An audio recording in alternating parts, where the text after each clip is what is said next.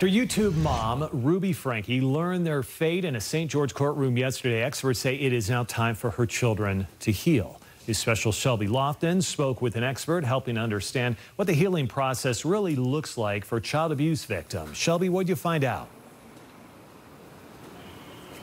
Mike, I spoke to a psychiatrist who has treated children who have been abused, and he believes that in the Franke children's case, it will take quite some time for them to process their trauma. The Washington County attorney yesterday said this is one of the worst child abuse cases he and his entire office has ever seen. Child abuse is an awful crime, and families have to pick up the pieces. The Franke family now fractured after mother of six, Ruby, was convicted of physically and emotionally abusing her two youngest children. They were held, they were denied food to the point that is painfully obvious in looking at them.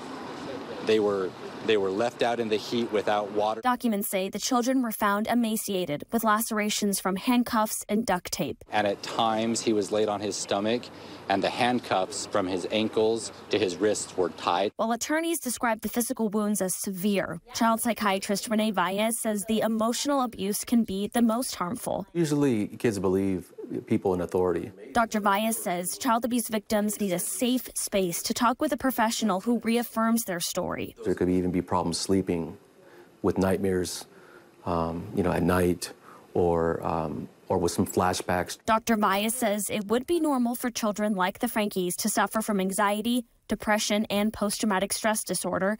He says early intervention is key. Based on the facts, it'd be my thoughts that they would need long-term therapy. Washington County Attorney Eric Clark says he expects Franke and Hildebrandt will help pay. Anticipate a restitution claim coming in that will cover ongoing therapy and physical care, physical recovery. Kevin Franke, the victim's father, is fighting to get money from Hildebrandt. Court orders said the children are in therapy and will require it long term. Dr. Valles says as long as children are put in a safe environment where they feel believed, they can begin healing. For the most part, kids are very resilient.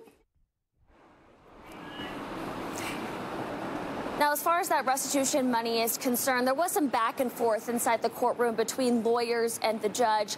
Eric Clark explained to me outside that the state still needs time to evaluate and figure out how much money these children might need.